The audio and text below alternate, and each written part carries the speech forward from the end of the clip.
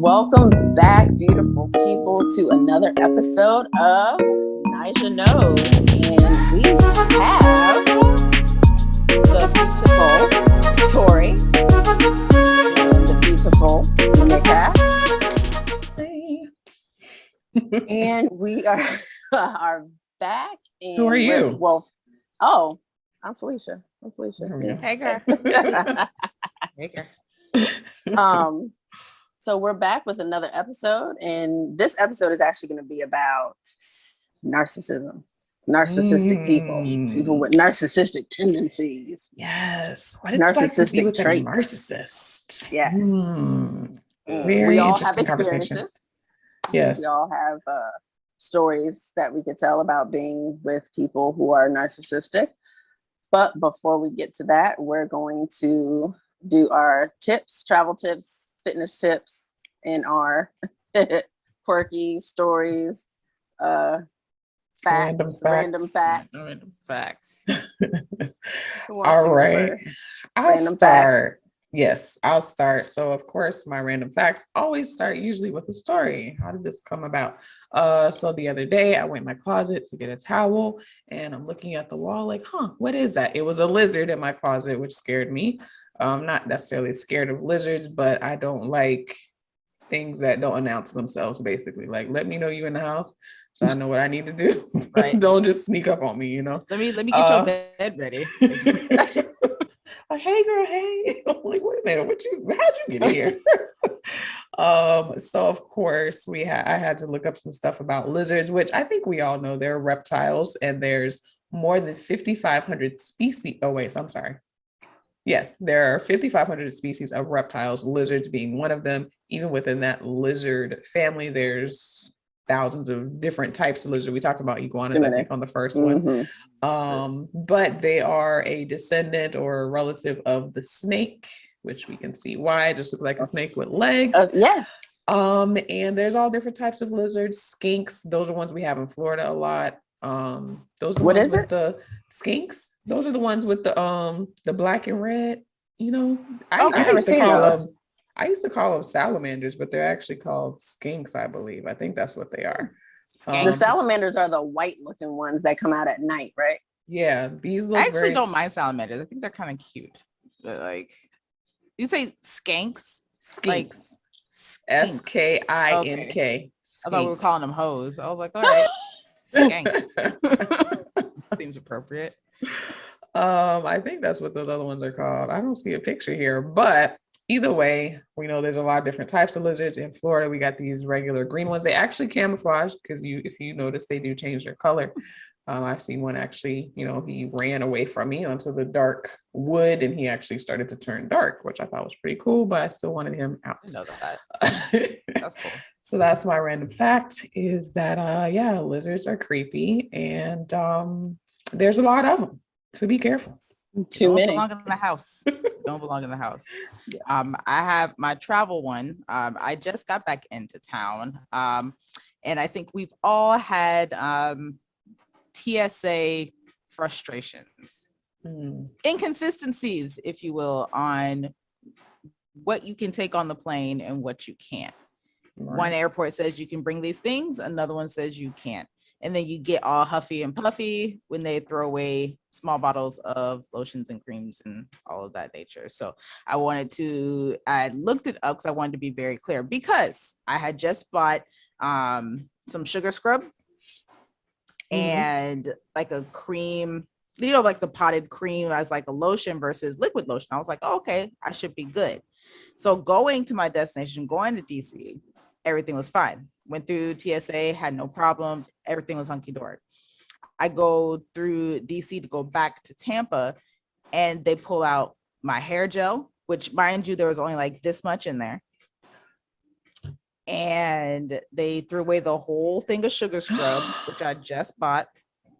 And they threw away the whole new pot of whipped shea butter. And I was like, none of that's liquid. And trying not to lose my cool, which I have a problem with TSA people anyway, because I feel like they pick and choose.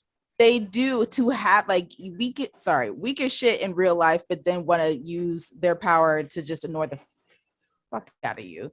Mhm. And and my issue is that it's just so inconsistent across the board.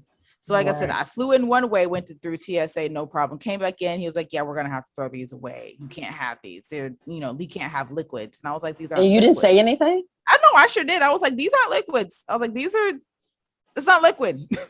And then, but he let me keep a bottle of perfume, like a tall, like body spray perfume. I was like, you realize, I was like, I'm not trying to be mean or rude, but you understand the inconsistency that's happening, right? I was like, I flew in this way and came through TSA and those were fine. Why is it not fine now? He's like, well, you probably checked it. I was like, if I checked it, I would have told you that I was going to, that I checked it. I didn't check it. It was a carry-on.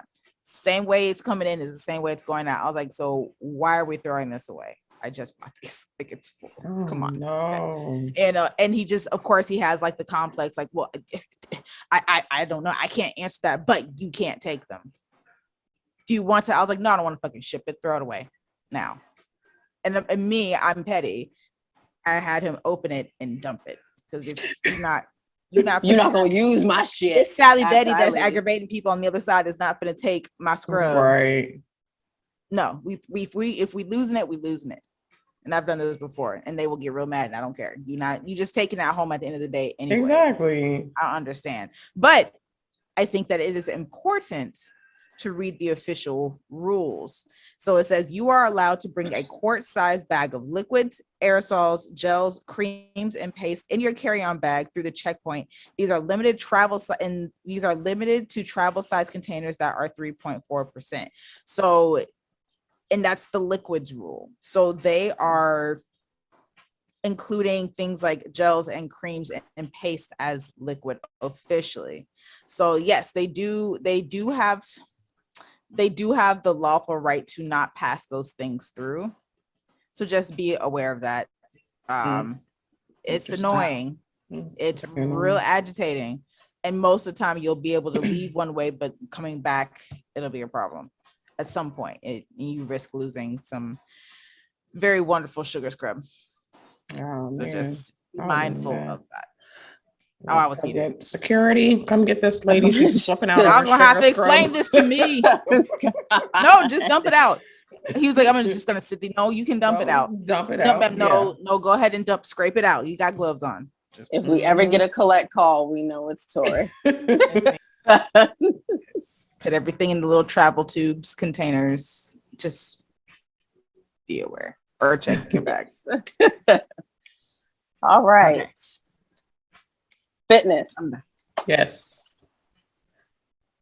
It is very, very, very, very important to get adequate sleep when trying to reach your fitness goals. If you're, hitting the gym heavy, 5-6 days a week, an hour, and you're only getting 4 or 5 hours of sleep a night, you're not giving your body enough time to recover, just to repair itself. You're just not giving your body enough time to do what it needs to do after you just beat it up in the gym.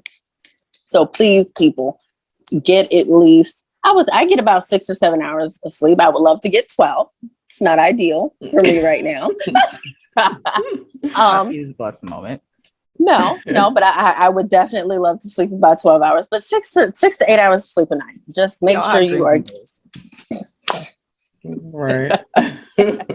That is definitely, I just want one night of it though. Just one night, just 12 hours, maybe a little bit more, just to, really get that good sleep in. Mm-hmm. But it's definitely important when you're constantly in the gym and you're beating up your body, you have to get adequate sleep. I think a lot of people forget that part. They're going to the gym, they're drinking their water, they're meal prepping and they're portion controlling, and they're not seeing anything happen. You have to get sleep. Sleep right. is highly, highly important. So sleep, people. Sleep is good. Yes. Yeah. Yes. I have to remind myself that. Yes. Go to sleep, nigga. It'll be done tomorrow. You'll be fine. Sit down, child. Sit down. Anywhere. Right? Anywhere. If I'm not actively engaged, I'm knocked out. Sleep. Just because my eyes open them. I'll be sleeping with eyes open. All right. Narcissism. I think that it's Sure. important that we define it first, because I feel like, that's the tagline these days. Narcissist. Oh, you're a narcissist. You're a narcissist. Everybody is a narcissist. I think we all have a little bit in us. Yes, we all have narcissistic traits. Right. We all do. I mean, it's just, we can become, not overly, but we all are a little self-absorbed. Mm-hmm. But when it is part of your character and who you are as a person in its entirety is, I think, what makes you a narcissist. But the definition of a narcissist, oh crap, I had it. Excuse me, people. Hold on. So I'll just hold on. pull my stuff back up too. Here it is. So a narcissist, the definition of a narcissist is a person who has an excessive interest in or admiration of themselves. Narcissists who think the world revolves around them. Narcissists preening themselves in front of the mirror. That's an example that they gave. That's just, one example of what a narcissist is, but it definitely goes a lot deeper than that. It's, how they talk to you, how they treat other people. Mm-hmm. Yeah. Hold on. What are some of you guys' experience dealing with narcissistic individuals? Definitely in the relationship space. Yeah. Where I think a lot of people really realize that they're dealing with narcissists, because narcissism it's essentially a lack of empathy. So, like, to your point, a lot of people just throw it around. If someone's being selfish, oh, you're being a narcissist. And it's like, no, that's a narcissistic trait. Like, to be a full narcissist, there's like a full, 9 symptom breakdown kind of thing. But it can be a truly mental disorder, behavioral disorder that is destructive if you come across it in a personality, because it's so hard to pin down, because it can also look like psychopathy and sociopathy kind of falls in that realm. Yeah, I've dealt with it in the relationship space. I mean, I can think of people I know that probably are a little narcissistic, but not, probably wouldn't be diagnosed as that. Well, maybe a couple would be, but one in particular, yeah. And just, I think I've referred to him before on the podcast, but Cray, that's his name from now on. But that definitely, the inflated sense of importance. Like, I remember one time, and it was so weird. Like, I felt like he purposely wanted to be the opposite of whatever it was. If he thought it was something everybody thought, he was just going to be the opposite just because, not because he actually had a valid point on the other side. It was just, he just wanted to make sure that he's the only one, he's not part of a bandwagon. So I remember he would always talk about, he was getting to these arguments with his dad and stuff. He would call me, about Obama and whether or not Obama was an actual effective president for Black people. And everybody has their opinions. You can look up facts and formulate your own opinion. But what I found was the way he would talk about Obama, it wasn't necessarily whether he agreed with Obama's policies and things that happened during the Obama administration.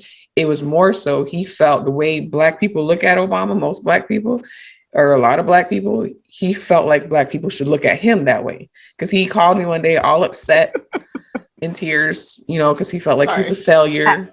And he felt like he was a failure. And I was, pumping him up. You're this and you're that. Don't talk about you, that type of thing. And he's talking and he's like, do you know, or he asked me if I ever felt like I failed someone's expectations. I was like, well, yeah. And I talked about my experience as a pastor's child and getting pregnant and all these other things. No, that's different. That's different. No, it's the same thing. No, it's different. I mean, I was raised, and he's talking about how, he was in all these different programs because he thought he was like super, super smart, which he was smart academically. And, I was supposed to be a Black leader. I was like, well, what's stopping you from being a Black leader? Well, people are so ungrateful. And he's telling the story about his job, how he was fighting for their paychecks and nobody said thank you to him. I said, well, if you're a leader, if you're a true leader, you'll know that leadership is a thankless job. Like you're doing it for the purpose of the betterment. Yeah, you're not always going to get a thank you or a pat on the back or a great job. A lot of times it's not till you die that people are like, oh wait, he was great. You know what I'm saying? Like you're not going to get that. And the more he would talk about it and the whole Obama thing, it was just like, okay, I get it. He wants people to look at him the way he wanted to be praised. Yes. And that's all it was about. Because even when it came to like relationships with other women, I'm like, why all your friends are women, and not just women that are friends, but women you used to mess around with. Like you can't seem to let go of that tie. Like you have to be in touch. And he admitted to me that part of it was, and part of his attraction to me was I made him feel better about himself. So part of his attraction, not wanting to cut that tie, is because he'll do the crying thing. And then all these women now are, oh, you're so great. You're so great. You know, and that's what was boosting his ego. Boosted ego. Yeah. Come to find out, you know, he on pills and all types of stuff. But for antidepressants, yes, antidepressants. And I feel like he was addicted to them. Now that I look at him, like, yeah, that number of pills he was taking, he was probably addicted to them as well. But it was like later on when I stepped back, you know, and looked at it like, dang, because even sometimes he would talk to me and I would say, you know, say a word. Let's say the word is narcissism. Oh, you don't know what that means. And I'll say the exact, no, let me look it up. Oh, you're right. You're right. Like, yeah, and I'd be like, why are you talking to me like I'm stupid? You know, he was just because he has to be smarter than you. Exactly. We got into this whole thing. He wanted to compare SAT scores. He wanted me to find my SAT score from high school. Ew. He had lost his rabbit ass and I'm mind. Like, what the hell? You know, I graduated from high school like 18, 17 years ago. You think I have no idea. I don't even know where that no one actually cares. Right. in the grand scheme of things. Yeah. I don't know. So the 9 signs, and you kind of like hit on a good part of them. So there's grandiosity, which is an exaggerated sense of self-importance, feeling superior to others, and that one, and feeling that you're the one that deserves special treatment. Feelings are often accompanied by fantasies of unlimited success, brilliance, power, beauty, or love. So that's grandiosity. And then you have number 2, which is excessive need for admiration. That's where my narcissist sat. Must be the center of attention, often monopolizes conversations. They always feel slighted, mistreated, depleted, and enraged when ignored. And then number 3, superficial and exploitative relationships. Relationships are based on surface attributes and not the unique qualities of the other person. They're only valued to the extent that they are viewed as beneficial. That was another big one of mine. And then lack of empathy. So that was lack of empathy one. That one I dug into, you know, after the fact, because what you realize is that a lot of times people especially with that particular symptom, they don't actually feel the emotion, but what they are good at is imitating what they think they're supposed to feel in that moment. And so they've observed, and that's where the gaslighting comes in. That's where the manipulation comes in. They get to know, like my narcissist got to know all of my fears and weaknesses and strengths, and he used that to model himself into what he thought I wanted. Mm-hmm. And there would be times where he would just outright mimic what he thought he was supposed to be feeling in any situation based on what he thought I wanted him to feel about it, not necessarily what he felt about it. And it was a very strange factor to be able to kind of feel like, are you actually feeling this? Or because sometimes the emotion he wouldn't get it right, and it would be the wrong emotion. And it's like, why are you reacting that way? Yeah, that doesn't make sense. Why are you that's reacting wrong. that way? Right. That's not necessarily correct. And then when they don't feel like things are going their way, there was a lot of massaging of the ego, which was very draining to have to keep going in and being like, it's okay, no, you're good. And to hear him be like, they don't deserve that, I deserve that. They, and talk so nastily about people. Yes. And then try to pretend to be like this good knight in shining armor in front of everybody. Girl. Yes. It was just very where'd that come from? And why'd you say that about you? What did you just say about them? They don't fucking deserve that. I deserve it. And why do you deserve it? What did you do to deserve it that they don't deserve it? And never would have an answer other than I know my worth. And I'm like, are you sure? Because you sure don't. I You're not think doing they think anything they wrong. do, but they really, really don't. You find that they're Um, actually very weak, Yes. emotionally weak. Very. But I don't think you notice that until if it's in a romantic relationship, you don't realize that until you're After. out don't. of it. Mhm. Because if they choose you, that means that they are choosing you because they think that you are either on their level or that you can look the way that they deserve to look. to look Like, Yes. right it's that they just the deserve benefit exactly. of just the benefit of you. Mine Right. wanted my brain space. It was like, I need you to do all the, the number of things that I can't do. And Felicia, he was you trying to. oh, go ahead. I'm Oh yeah, sorry. no. Oh, he go was for it. trying to. Oh, okay. Felicia, you dealt with somebody who's actually has been diagnosed as a narcissist. Clinically diagnosed. So what's that like? It was very, I was young, so I didn't realize it at the time. Of course, years and years had went by, and I'm like, okay, this behavior isn't right, because I saw it now. Since he couldn't get to me, he was projecting it, onto a minor. Some of the stuff dealing with cameras, microphones in the house, taps on my computer to pick up my keystrokes to get my passwords, very manipulative. Anytime a conversation would come up, I was always made to seem like I was the one who was losing my mind and I had no idea what I was talking about, making me second guess myself, like, okay, well, shouldn't I have done that? Should I be doing this? Did I really do something wrong? It wasn't until recently I'm like, okay, to deal with a person like that, you can't feed into their stuff. You literally just have to sit back and say, okay, well, But if that that's helps, so whatever hard. helps. The best thing I love to say, whatever helps you sleep at night. Yeah. But they If don't like that that makes stuff. they don't, and that's why You'll I send do them it, in a because rage. it pisses them off. Mhm. And at that point, they have nobody to blame, and they get Right. mad at you. Yes, but it literally stops them in their tracks because you're not fueling their fire. But it was, I will say, being young and dealing with someone like that, it was very scary because I have no real life experience. I don't know what's going on. I think I'm thinking I am actually the problem at that point. Like, it's me. Like, I'm doing something wrong and I have to fix myself because this person is saying, well, you're not doing this and you need to fix this and you're doing that wrong. And you.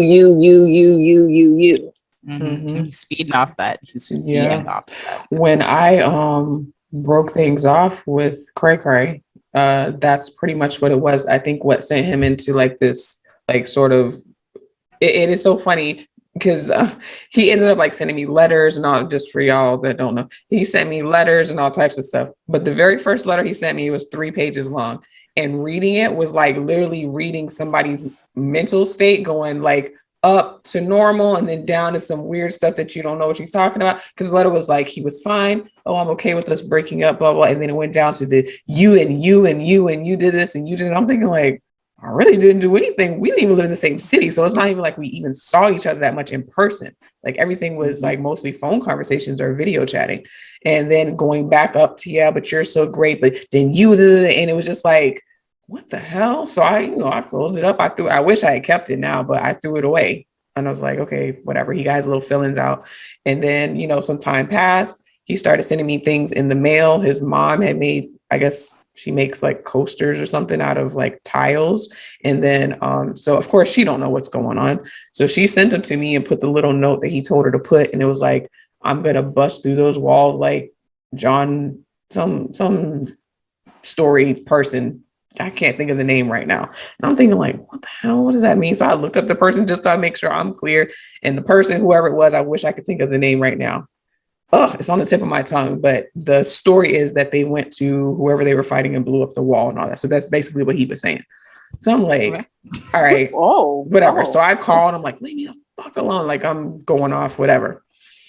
Then fast forward a couple months later, he had left like a few like toiletries at my house, like some soap and, deodorant, nothing big. oh, I had blocked him, but he was like sending me emails. I didn't even know I have a Hotmail email address that I just use for stores. When they ask, I never check it because it's just junk. There's nothing It's important trash. It's your trash email. Yeah. So I just happened to look in there one day. I was looking for something and I saw like, oh shit, he's sending me emails at the Hotmail. I'm like, how do you even get this address? I don't even know because I don't give it out other than to stores.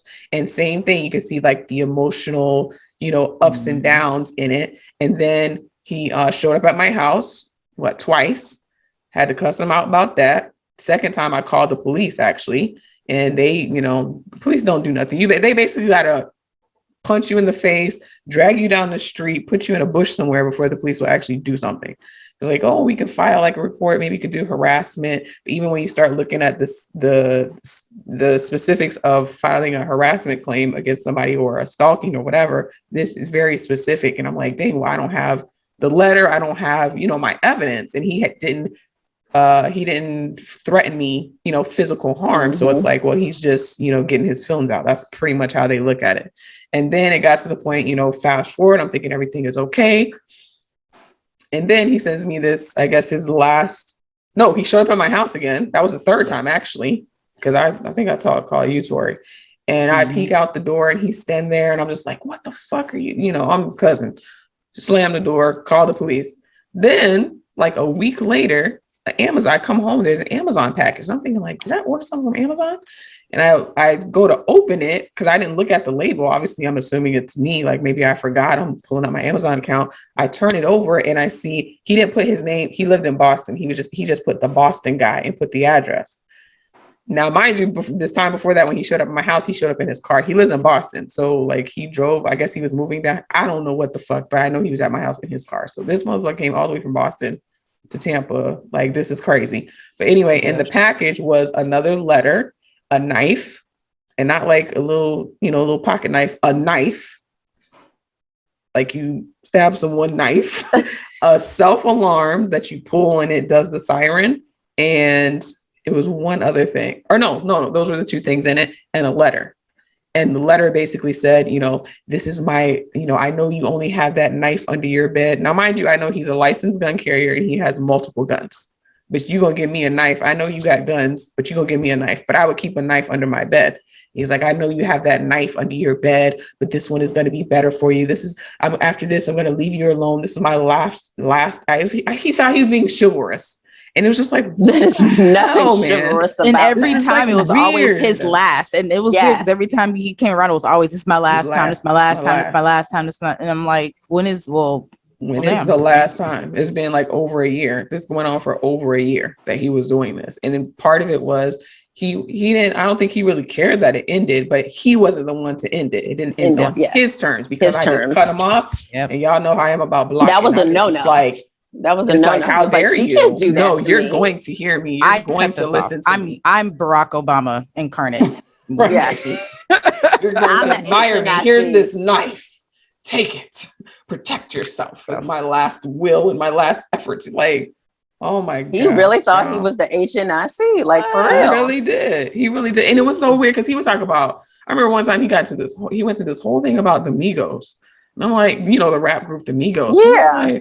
This is so weird. You realize that you're like 15 years old. These guys, they're like in their young 20s and you talking about them. Yeah, but I feel like, and he felt like he should be on the status as the Migos as far as music. Cause he was like, what work did he put in to even compare himself to the people at that level? He had a couple of songs. He did what now? He had a couple of like rap songs. There was one that was actually good.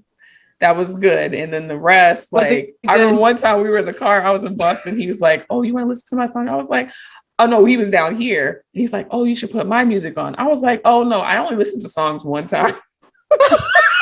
Exactly. Was it good? No. It wasn't good. It wasn't that good. That's symptom number 5. So identity disturbance. Yes. Sense of self is highly superficial, extremely rigid, and often fragile. Self-stability depends on maintaining the view that one is exceptional. Grandiose sense of self is easily threatened. Patients retreat from or deny realities that challenge that grandiose reality. Yeah.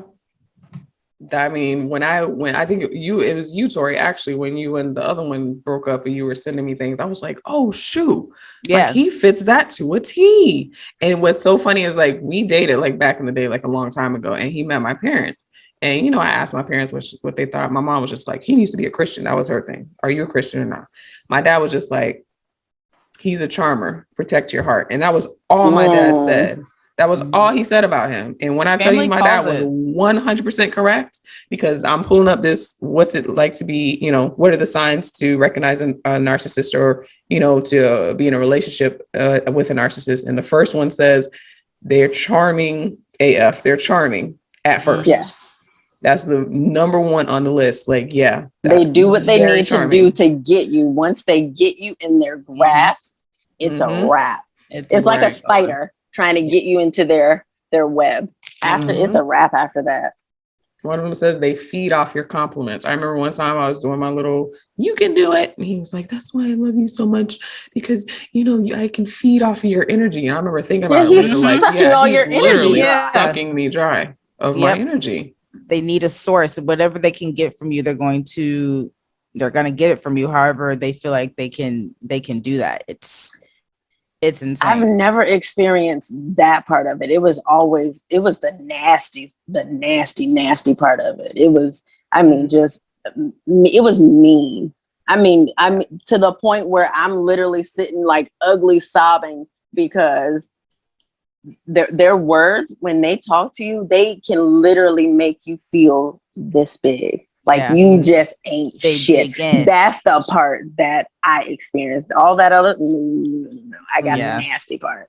Mine, we broke up, and this is the same thing, like years of me not quite understanding, like, what is this? What is it about him that keeps making me like not trust him, and having that trust, that non-trust warranted. But then after we broke up, there was this thing where he was like trying to like love bomb me. Oh, you know, but you're my queen, and oh, well, I love you, and you were the back, can't breathe, trying to suck you back in, and you know, like all this other stuff. Because he sent me a letter as well. I got a college type essay. This thing had like subject headers and like broken down. You did what now?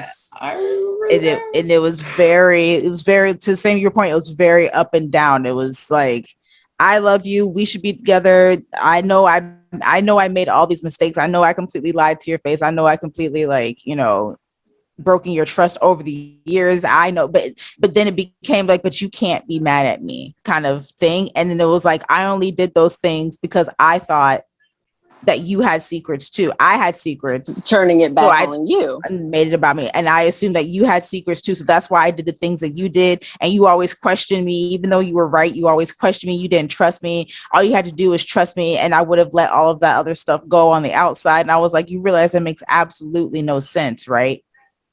Absolutely no sense. Wow. And there was always this sense of like having to, like, he had this weird void that I was always like just having to like dump energy into. But what I realized is that was the lack of empathy that he had, and that was just a hole that it's a bottomless pit. There's absolutely nothing that you'll ever be able to do to like fill that void. And I was like draining myself trying to like help and save. And that's typically what they do. They will prey on people that have a lot of emotional energy to give. Here's a question. Do we think narcissists it's just something that people are just naturally born with, or is this due to trauma? That's some research that I did. So that's actually the difference between narcissism and sociopathy. So it's generally thought that narcissism is almost a learned, trained behavior from trauma and from, you know, like how you're raised. And then sociopathy, which shares a lot of the same characteristics and symptoms as narcissists, is something that is inherently like that you're born with. Okay, so it's almost like a coping, like that's what they do to protect themselves. But it's as they're hurting other people. But it's become part of their personality at this point. Like it's ingrained. Yeah. And so that's why like therapy may or may not work for people with narcissistic personality. It's very hard, and especially and you know, believe it or not, the older you get, it's really hard to treat something, because there's no medication for it. And there's Right. just so many different, categories. It's very hard the older you are to treat something like that. And I know that just from, the situation I'm dealing with now. Yeah. Yeah, because I feel like, once you're a certain age, you pretty much are set in your ways, take like an act of God to change you. To come down.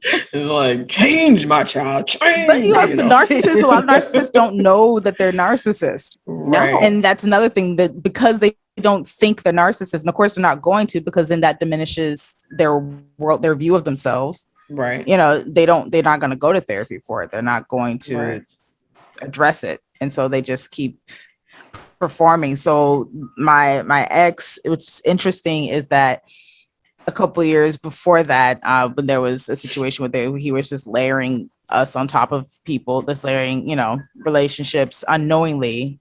It's one thing if you're open relating and and you're poly or whatever, but if the idea is a monogamous relationship and you're just unknowingly stacking people who don't want to be a part of that, that's evil.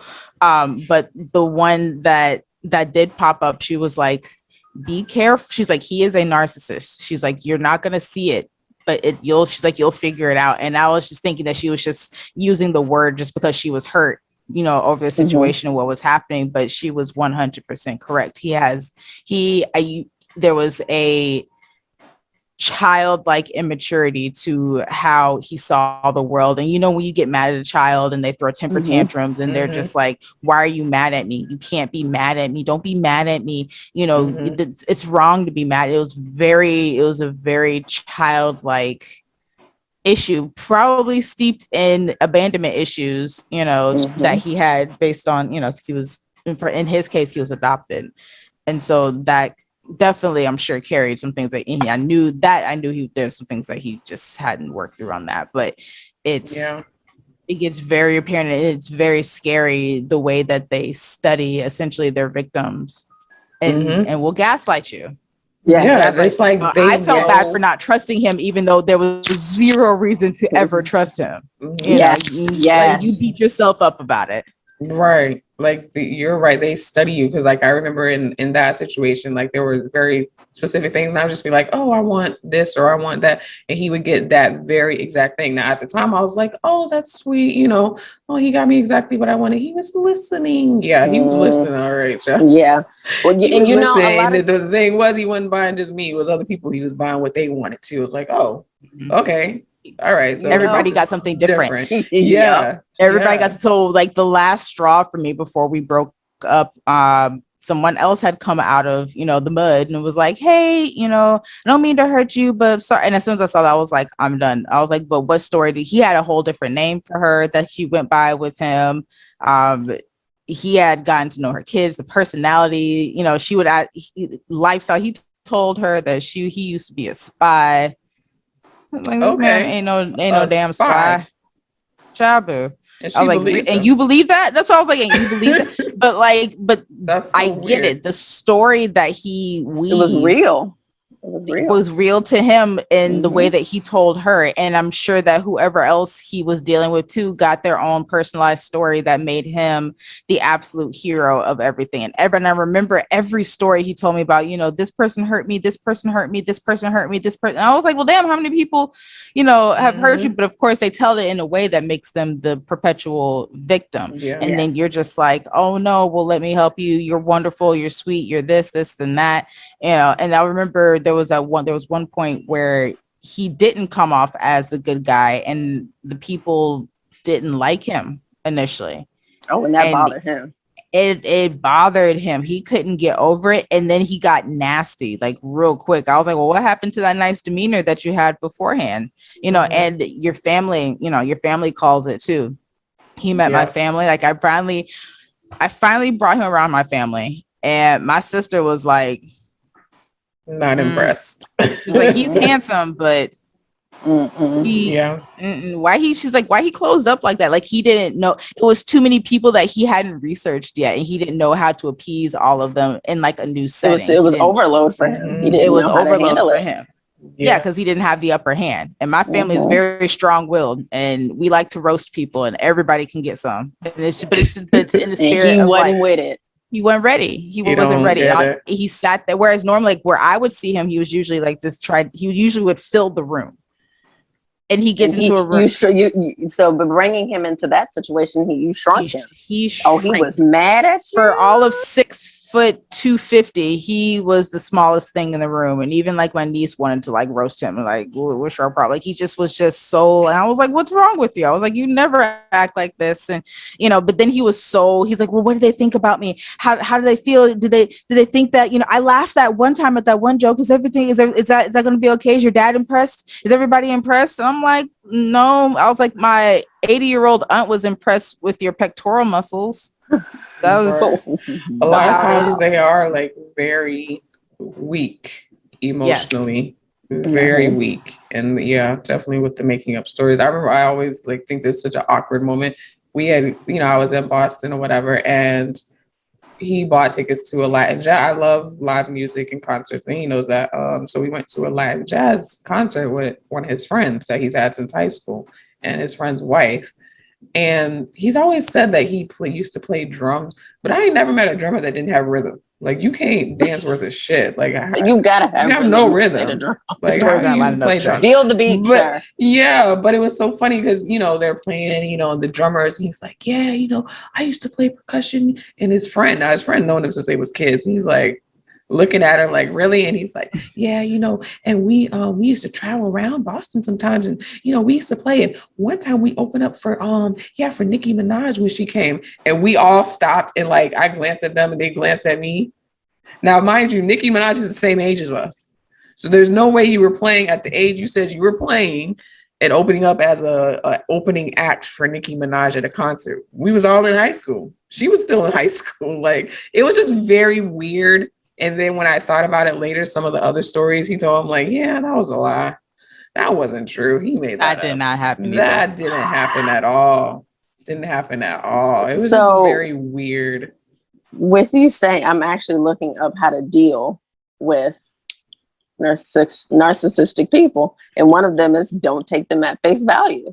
Yes. You can't believe shit they say. You cannot. Anything.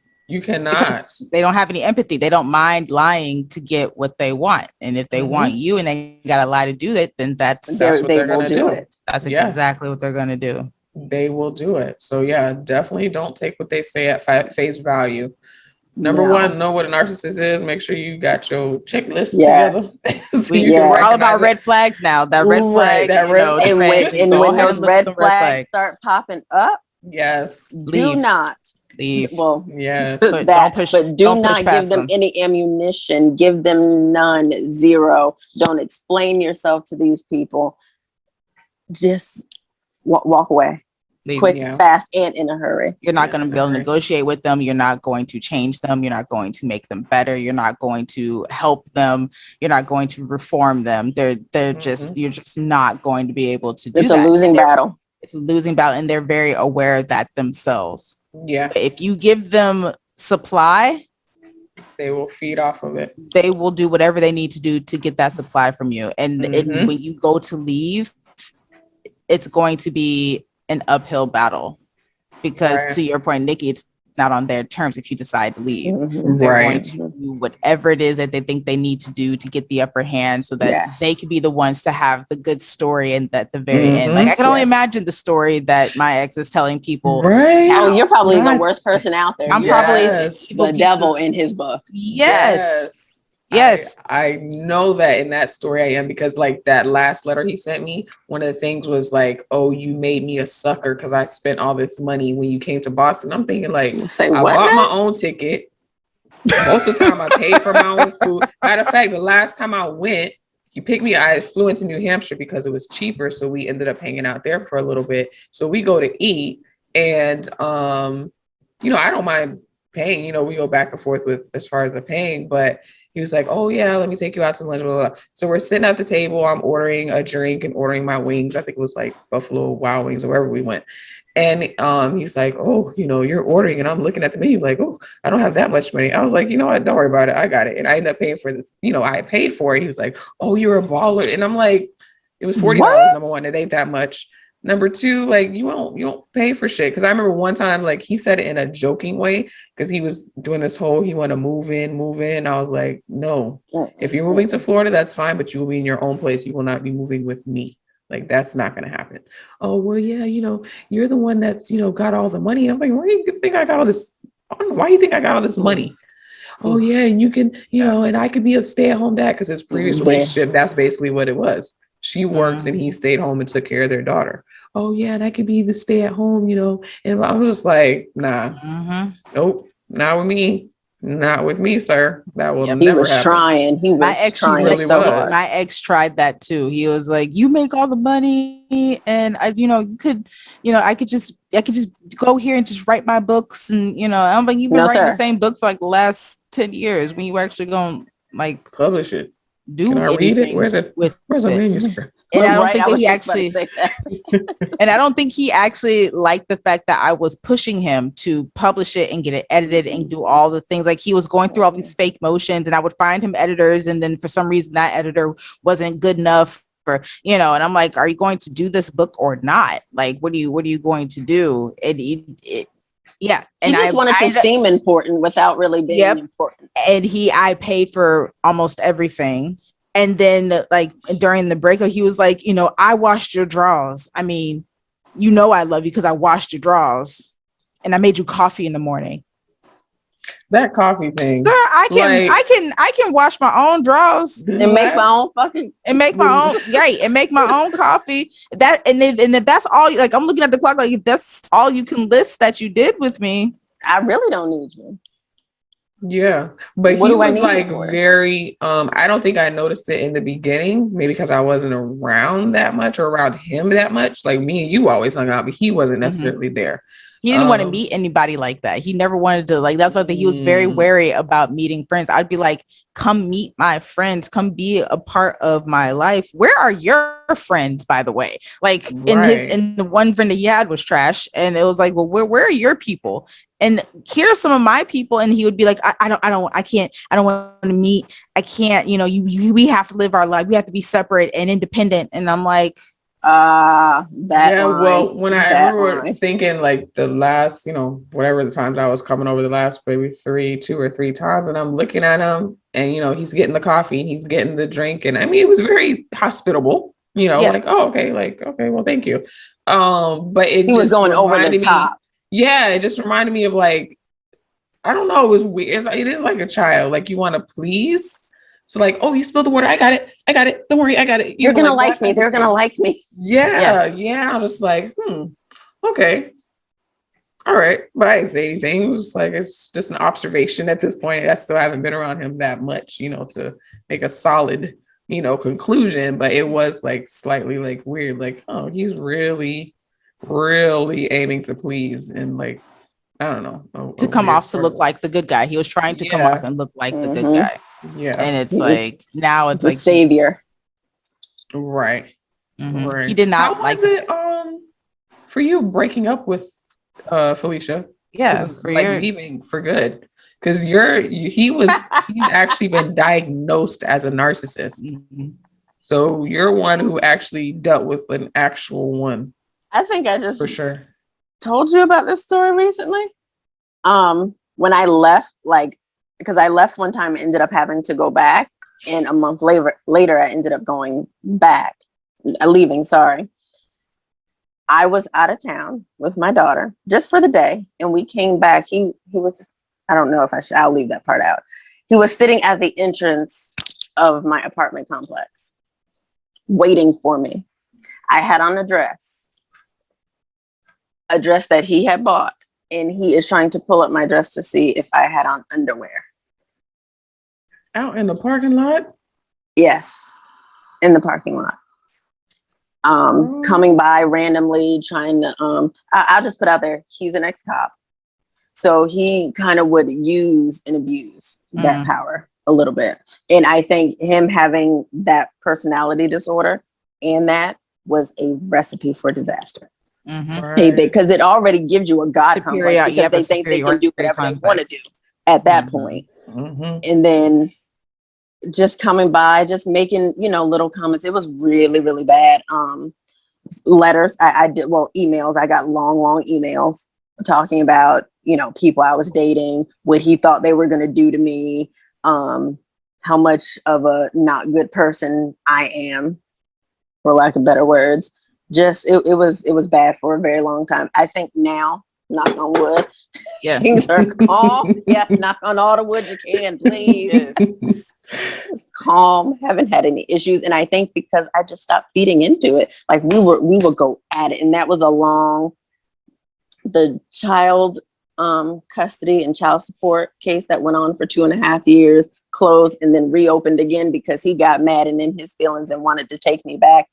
It was just very long and tiring. And he was just angry that I didn't give in to what he wanted and being with him. He was mad that I chose to be with women instead of running back to him. Mm-hmm. Not realizing that, this is, I didn't want you for this reason. Right. I just didn't want to be with men, of course, because you're batshit fucking crazy too. Yeah. Like you're literally trying to get my passwords, you're listening to my conversations, getting into my phone, standing over me while I'm sleeping in full uniform. I mean, it was crazy. Girl. I would wake up. Intimidation. Oh yeah. And you know what's crazy? He used to do it to my daughter too. Like whenever he would come and have conversations with her, instead of being that father to, come and, what's wrong, what's going on? Why are you acting like this? No, because when you stand like this, right, that's trying to intimidate the person that you're speaking to, especially being an officer. Mm-hmm. That's how they try to intimidate the suspect. And he would use the same thing with his kid. And he would do the same thing to me. Girl. And it got real ugly real fast until I stopped feeding into his bull crap. So you just stopped arguing with him. So what I started doing, instead of going back and forth with him on, oh, well, you're like this and you did this and, I never did. I stopped doing that. I just started spitting facts. Whenever he would text me anything that had absolutely nothing to do with her, or if he texts me, oh, well, I'm going to take her, and which he did twice and wouldn't give her back. But, my point is, so me being in the legal field now, I would just start sending legal jargon because I knew what I was at this point. I've been doing it for 6 years, so I knew what I was talking about. Mm-hmm. If you have nothing to discuss with me that has to do with her, oh, that's what you're going to do? Well, per the statute X, Y, Z, 1, 2, 3, 4 says receipts and facts. Yeah. Listen. Shut him all the way down. Oh, well, you think you're so smart and it's not that I think I'm smart and that I know what I'm talking about. This is what I do for a living. You want to take me back to court? I will see you in court. Done. Finished. So once again, it took years. You figure she's going to be 17. This took a long time to get to this point, because when somebody's constantly coming at you like that, your first, jerk reaction is to defend yourself, because no, I'm not like that. No, I'm not. This is what I'm trying to do. Why are you telling me I'm being this way when I'm being the complete opposite? Shut all that shit down. I don't care what you think at this point. You can go and you can go kick rocks with open toe shoes. How about that, sir? That was something that I saw. There's a lady who deals specifically with like leaving narcissists on Instagram. I can't think of her name right now, but she's awesome. But one thing a tactic that pretty much described what you just did, it was called like gray stonewalling, which is when they do come at you, stonewall. You don't give them the normal reaction that they've come to expect from you. You start different. You start giving them gray. You give them neutral. Give them nothing. That's exactly what I did. There was no off of that emotion at all. And they can't handle nothing else to give you, sir. Yeah. Nothing. If you cannot respect me, you cannot respect your own daughter. I have nothing for you. I could give 2 flying shits if you ever see her again. And I know that sounds horrible because, dads can be an important part. But you, sir, you have literally put us through hell. You can go and suck on somebody's toe for all I care. Right, girl. So yeah, that. Yeah, so I got the ugly, the nasty part. Yeah. Yeah, the stonewalling, I could see how that, because even like a couple other people that I've dealt with that probably were narcissists, that's what stopped them. Is I just became anything you say, okay, all right. Okay. And I give you like literally If that makes nothing. you happy. I become so good at it that I basically seem emotionless most of the time. I'm not. She really But not, you, y'all. Yeah. okay. Yeah. Nobody got Okay. time for that. I don't have the And energy. then it just gets them so worked up, and then they just stop. And they stop. Yep. Like, oh, Yeah. why are you being like this? I'm not being like anything. Oh, well, you really ain't got nothing to say. I have nothing to say. No. Nothing. Conversation I'll sit there done. and Dead. let you roll, like Yeah. just yell, and I'll sit there and just let you, and then be like, "Are you done? Mhm. Did you say everything you needed to say?" 'Cause if I Do you start feel talking, better? you're right. If I start talking and you interrupt me, that means you're not done, and then that means I'm gonna go walk. Well, So, the good news don't- is, And Go don't ahead. expect loyalty from these people. No, Don't expect loyalty. definitely not. Do They're not. going to go to wherever they can feed whatever it is that they're needing, whether it's the admiration or the, what is it? The feelings of Ego grandiose, boost. Yes. they're going to go where it don't matter what type of relationship, don't matter how long you've been in the relationship, they're going to go where they are being fed. Yep. And they will find their next, host to leech off of. And don't feel bad, y'all. Stop feeding them. Don't feed them don't no feel more. bad. Don't feel And that's the bad. thing. They will leech onto that. And they typically will find, it's a statistic, like a lot of times, like these people will find high empathy, high empathetic just about people. to say that. Empaths, So that's who they go for. Yep. They go for empaths, because we typically tend to, and I say we, because we're pretty much all empaths, and like we have an overabundance of energy when it comes to care and love and attention and nurturing. We, if not over nurture. That's our own challenge to work through, but like we tend to over pour. We have an overabundance of it, and they're like, "Oh, you have extra emotion to give." I want and that they one find right. that. I can milk like they that. can smell it. They're like blood suckers, right? So that's where it becomes important to be like, protect your energy, and it's cliche, but it's true. You have to, because there are people that are out there looking for it in order to not just take the extra that you're giving, but to purposely go in and try and suck you dry. Yes. And narcissist, it's like, for me, a clinical energy vampire. Yeah. But we like to end on a positive note. So if you are dealing with a narcissist, get out. Now. Run. Now. There's no saving it. There's no if saving you're it. hearing some of these things and they describe you, get help. Like, let me try to find me an apartment right quick so I can start break away. You fit some of these symptoms, get yourself some help. Okay, don't let it get bad. And it's not going to be hard to leave. It's not going to. It's not going to be easy to leave. It might be one of the hardest things you might feel like you will ever have to do in that moment in your life. But trust me, when you do, it will be the most freeing thing you will ever do in your life. You're gonna exhale and be like, "What the fuck did I just do? Exactly. How long did I do that for? You're gonna Why feel didn't I see it? The sky just brightens up. Right, you're just gonna be like, whoosh. I'm flying. I'm free. Why did I stay down there? What was that? Like, you're gonna be so like, what was that? But you're gonna have to tear yourself away, especially if you've been in it for a while. But it is possible, and you can. It's you can gonna hurt, but you got this. Yeah, we'll do our affirmation. Ladies. Oh my mama. Oh my God. I look good. That sounds kind of narcissistic, doesn't it? It's talking about ourselves. Here we go. Yeah, but you know what? There's a difference. I was just about to say that. There's one thing of just being, overly obsessed with yourself than in being confident. Right.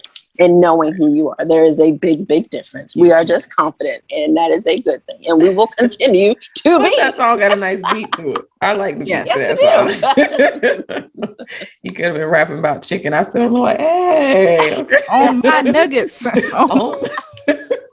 Y'all making me hungry now. I'm hungry. Time to eat. Our social media.